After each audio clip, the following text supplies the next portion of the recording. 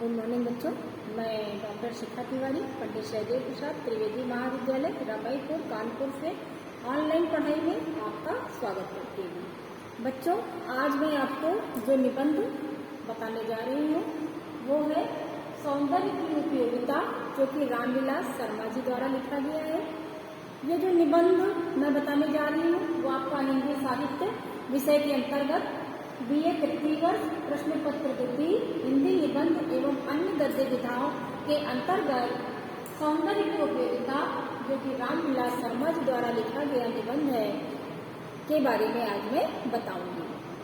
पिछली क्लासेस में मैंने आपको द्वितीय प्रश्न पत्र के अंतर्गत कई निबंध समझाए, जिनमें से प्रमुख है मेघदूत, जो कि आचार्य नंद दुलारे वाजपेयी जी द्वारा लिखा गया है। दूसरा लज्जा और ग्लानि, आचार्य रामचंद्र शुक्ल जी द्वारा लिखा गया। कुटच हजारी प्रसाद द्विवेदी जी द्वारा लिखा गया निबंध है, यह एक ललित निबंध है। छायावाद नंद दुलारे वाजपेयी जी द्वारा लिखा गया छायावाद विषय पर आधारित निबंध।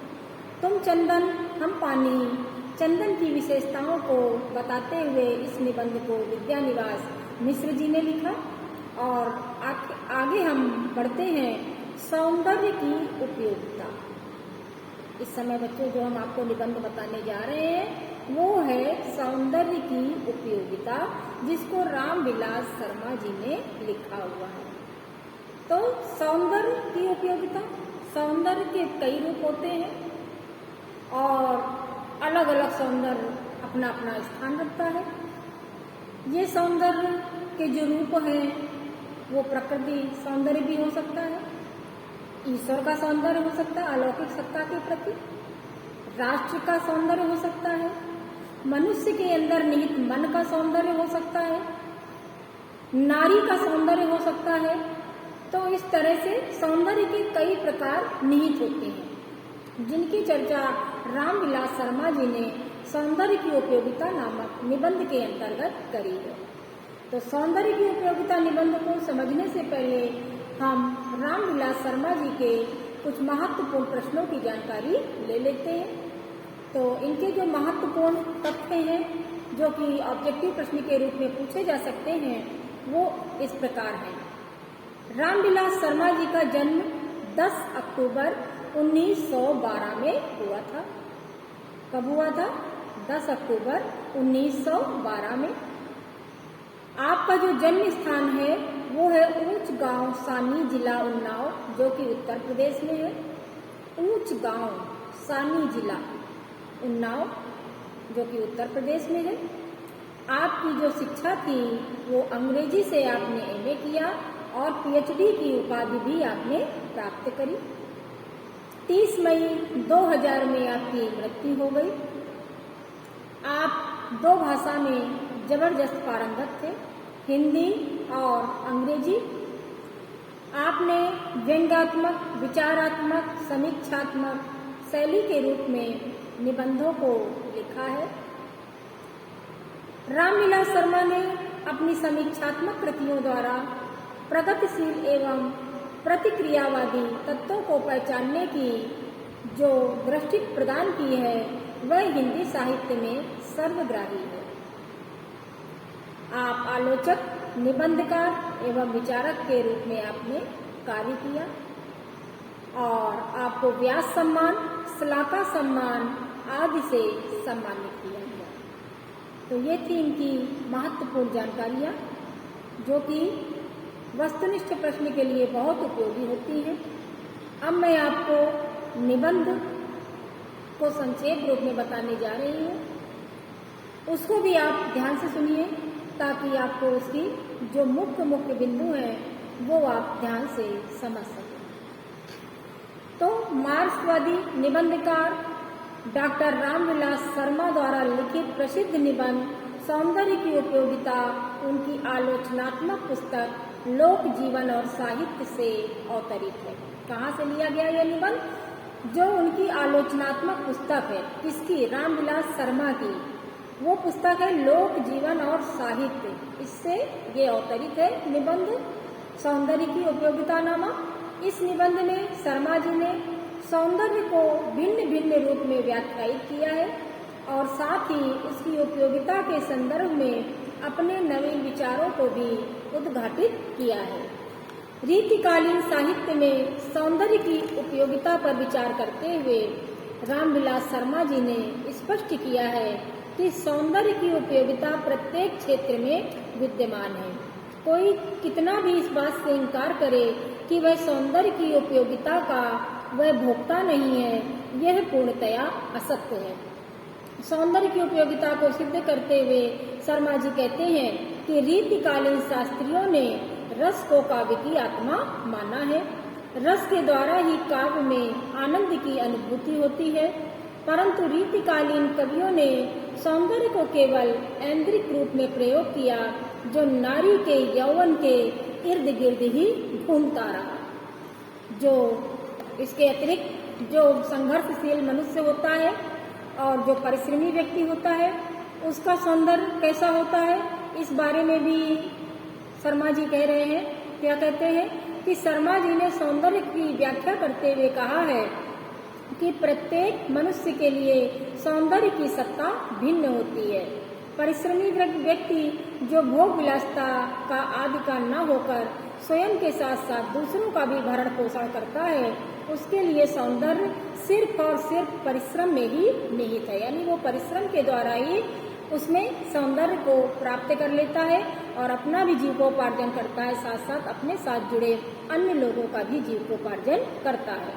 इसके साथ ही सौंदर्य और साहित्य दोनों ही मनुष्य के लिए किस प्रकार जरूरी है, इसके लिए शर्मा जी स्पष्ट करते हुए कहते हैं कि जिस प्रकार मनुष्य से बाहर मनुष्यता का अस्तित्व नहीं है, उसी प्रकार सुंदर वस्तुओं, भाव विचारों से अलग सौंदर्य की कल्पना नहीं की जा सकती।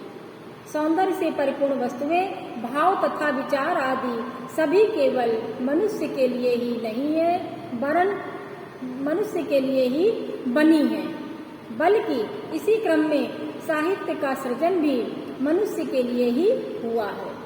मनुष्य साहित्य के लिए नहीं, परंतु जो लोग आलसी हैं, मेहनत नहीं करना चाहते, वे लोग मनुष्य के जीवन की सार्थकता केवल सौंदर्य के उपयोग में ही मानते हैं, जिसके चलते वह तर्क देते हैं कि ईश्वर ने साहित्य का सृजन मनुष्य के लिए किया है, जबकि साहित्य मनुष्य के अंदर उस सौंदर्य को ढूंढना चाहता है जो परजन हिताय सिद्ध हो, स्वांता सुखाय न सिद्ध हो करके सर्वांता सुखाय सिद्ध हो जा करके।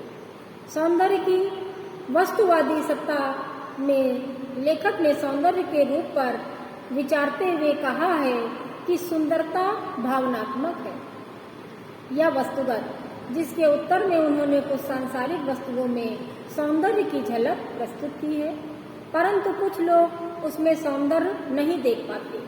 सभी वस्तुएं सबके लिए सुंदर नहीं होती और न ही उनका सौंदर्य एक समान होता है।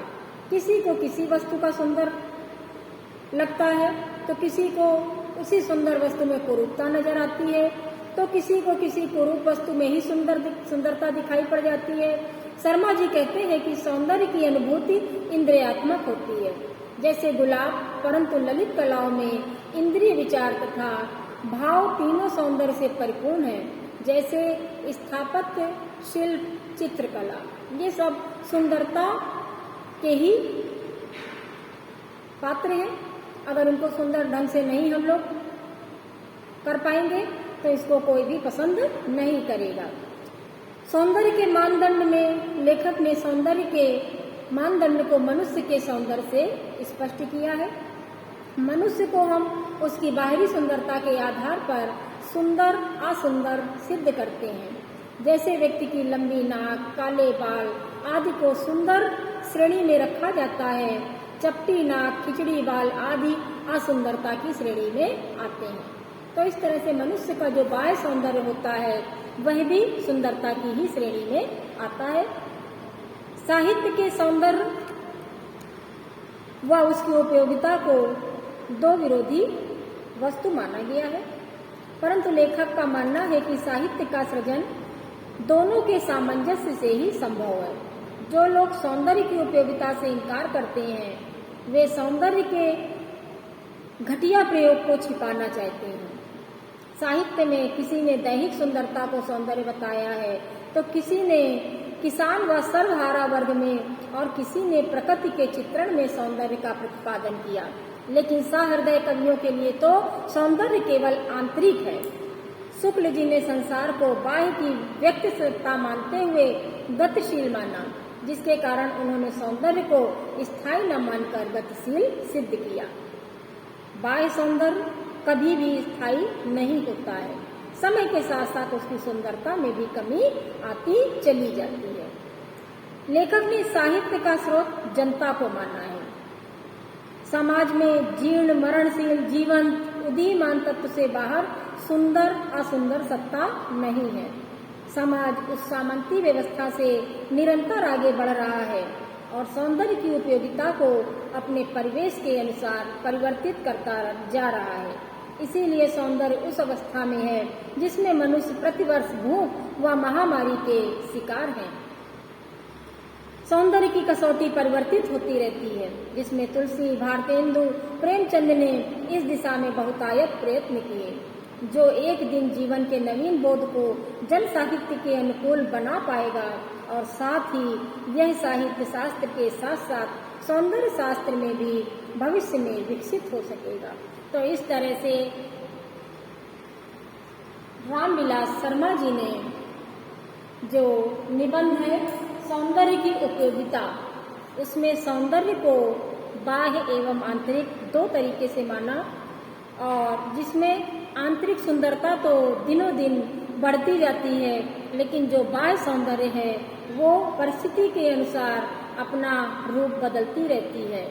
और जो सुंदरता है वो आज सुंदरता के कई रूप बदलते चले जा रहे हैं।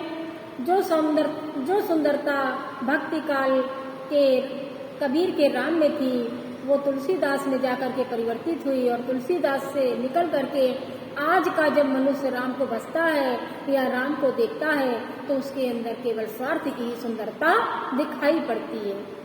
तो ये थे सुंदरता के या सौंदर्य के भिन्न भिन्न रूप, जिन पर रामविलास शर्मा जी ने अपने साहित्यिक निबंध सौंदर्य की उपयोगिता द्वारा प्रकाश डाला है। तो बच्चों, आज के लिए बस इतना ही। नेक्स्ट वीडियो में हम फिर मिलेंगे। धन्यवाद।